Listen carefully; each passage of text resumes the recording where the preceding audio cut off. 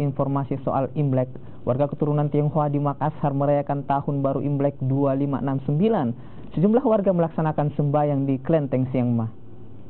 Klenteng Siangma dihias dengan nuansa merah untuk menyambut Tahun Baru Imlek. Tahun ini merupakan tahun anjing kayu. Warga Tionghoa pun berharap menjadi tahun kemakmuran. Di tengah peliknya persoalan bangsa, umumnya usai melaksanakan sembahyang, warga akan berkumpul bersama keluarga, mengunjungi orang tua, dan bersantap bersama sebagai ucapan rasa syukur atas tahun yang telah lewat dan siap menyongsong tahun yang baru. Kita bisa sesama ini makin toleransi semakin kuat ya.